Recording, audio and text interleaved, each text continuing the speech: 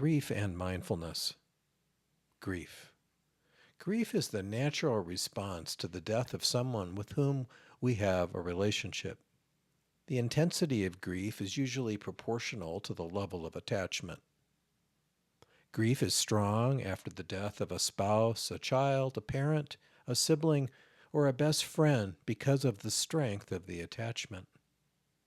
The intensity of grief is mild after the death of someone we are less connected to, like a distant family member or coworker we do not know well. Everyone grieves after losing someone important.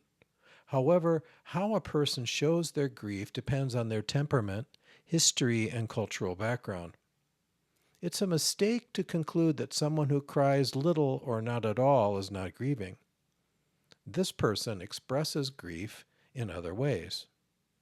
Strong grief destabilizes a person on every level, neurobiologically, physiologically, psychologically, emotionally, spiritually, and socially.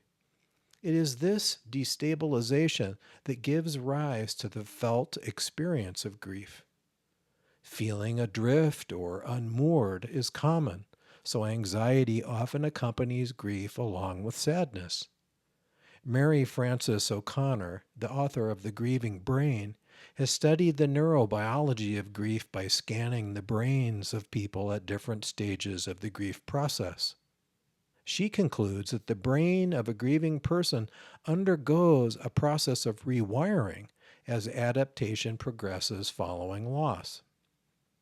The primary point is that grief is a complex, multifaceted, and multidimensional process that creates instability and pain.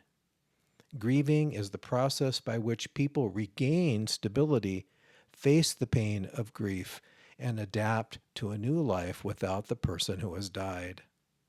There are several types of grief recognized in the field of grief work, including normal grief, sudden grief related to the unexpected death of a loved one, anticipatory grief, disenfranchised grief, delayed grief, and climate grief.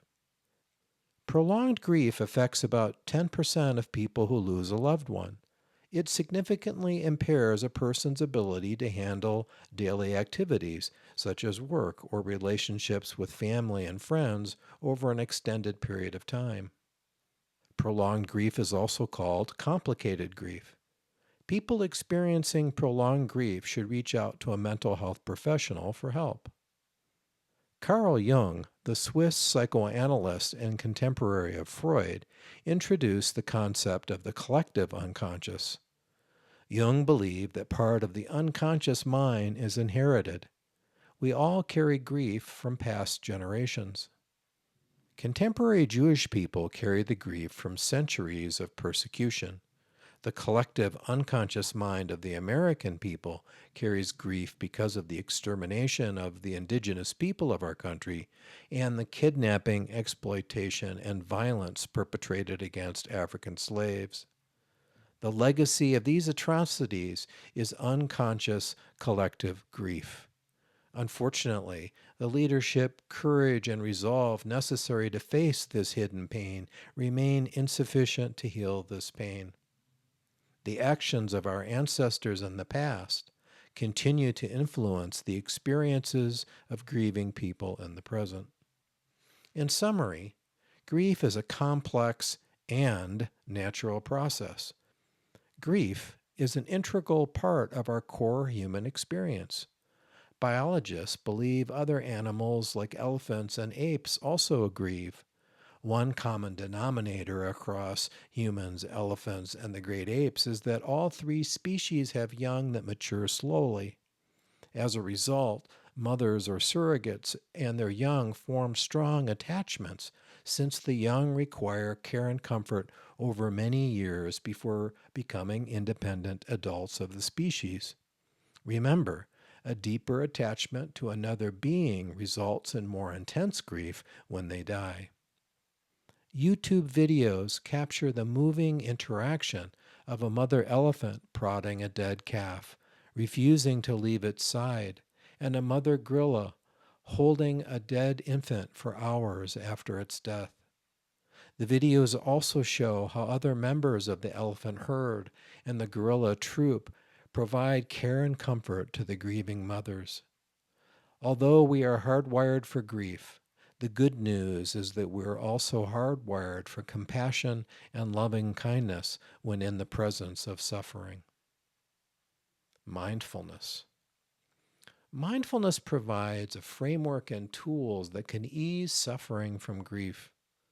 Mindfulness teachers sometimes say pain is unavoidable, suffering is optional. Although this phrase may sound oversimplified, it highlights a core principle of mindfulness. Suffering comes from resisting pain.